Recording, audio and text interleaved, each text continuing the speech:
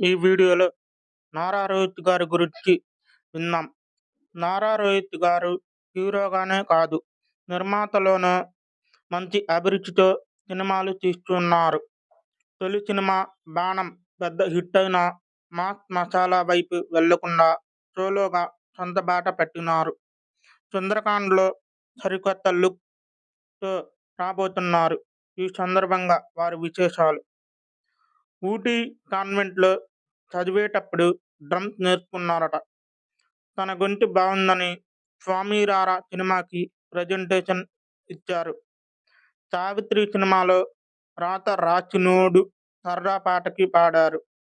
ఎడిటింగ్లోనే ఆసక్తి ఉన్నది. షూటింగ్లో ఖాళీ దొరికితే అక్కడ నటనలతో షార్ట్ ఫిల్మ్ తీస్తుంటారట. తనకి యాపిల్ ఫోన్ అంటే ప్రేమట. యాపిల్ ఫోన్లకి పెద్ద ఫ్యాన్ అయ్యారు. మాట్లాడటానికి, మెసేజ్లు చేయడానికి కాకుండా వాటిలోని యాప్లతో రకరకాల ప్రయోగాలు చేయడమంటే చాలా ఇష్టమట. ముఖ్యంగా గేరేజ్ బ్యాండ్ యాప్తో తన సంగీతాన్ని సృష్టిస్తుంటారు. 'చిరు నా రౌడీ ఫెలో' అంటారు. సినిమాల్లోకి వచ్చిన కొత్తల్లో రొమాంటిక్ సీన్ చేయాలంటే ఇబ్బంది పడేవారట. పోను దాన్నుంచి కాస్త బయటపడ్డారు. షూటింగుల్లో తనపై తీసే షాట్ల గురించి తప్ప ఇంకేమీ పట్టించుకోరు. అందుకనే తను ఇంట్రావర్ట్ అనే పేరు వచ్చింది. కానీ 'చిరు'లో కలుపుగోలుతనం తనకి బాగా నచ్చింది. తన స్వభావం తన మనసుకు దగ్గరగా అనిపించింది. తన జీవిత భాగస్వామి అయితే బావుండేదని పెళ్లి ప్రస్తావన తెచ్చారు. జోకులు, నవ్వులతో మొదలైన స్నేహం పెళ్లి పీటల దాకా వెళ్ళి వచ్చిందంటే ఆశ్చర్యంగానే ఉన్నది. అప్పట్లో కోపంగా ఉండేవారట. ఇంటర్ దాకా కోపిష్టిగానే పేరు ఉండేది. ఆవేశం వస్తే ఎవరు పట్టుకోలేకపోయేవారు. ఒక దశలో తనకి ఆ తీరు నచ్చక ఎలాగైనా మారాలనుకున్నారు. ఎవరైతే రెచ్చగొట్టినా మౌనం వహించడం నేర్చుకున్నారు. ఆ మనోబలం అంత ఈజీగా రాలేదు. ఎంత కష్టపడాల్సి వచ్చిందో అదే ఆచితూచి మాట్లాడడం నేర్పించిందట.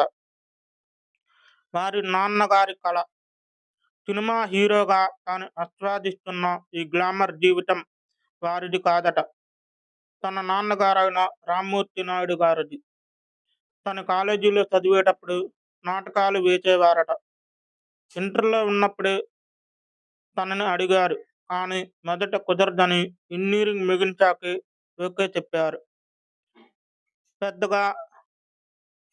వారి పెద్దనాన్నైన చంద్రబాబు గారి భుజం తట్టడంతో అమెరికాలో శిక్షణ తీసుకొని ఇండియా ఇలా రాగలిగారు. తన దృష్టిలో తన తండ్రి నిజమైన ఫైటర్ అట. తనకు పోరాటం నేర్పించారు. తను తిండి విషయానికి వస్తే 10వ తరగతి నుంచి వంట చేయటం వచ్చట. వారి అన్నయ్య ఇంజనీరింగ్ చదివేటప్పుడు తను కలిసి హైదరాబాద్ హాస్టల్లో ఉండాల్సి వచ్చిందట. అప్పుడు తనదే వంట. ఇప్పుడు చాట్ల మధ్యలో చేపల పులుసు చేసి అందరిని సర్ప్రైజ్ చేస్తుంటారు. రకరకాల కేకులను ప్రయత్నిస్తూ ఉంటారు. తెలుగువారి చికెన్, మటన్ రుచులతో పాటు డామ్ వంటలు కూడా బాగా చేస్తారు. వారి అమ్మగారి తర్వాతే వారి పెద్దమ్మ భువనేశ్వరి గారంటే చాలా గారాబం. లోకేష్ అన్నయ్యకి ఆమె లోహిత్ అనే పేరు పెట్టాలనుకున్నారట. కానీ ఎన్టీఆర్ గారు లోకేష్ అని పెట్టడంతో లోహిత్కి దగ్గర ఉందని తనకి రోహిత్ అనే పేరు పెట్టారట. తన జీవితంలో ప్రతి కీలక సందర్భంలో వారి అమ్మతో పాటు వారి పెద్దమ్మ భువనేశ్వరి గారు తోడు ఉంటారట.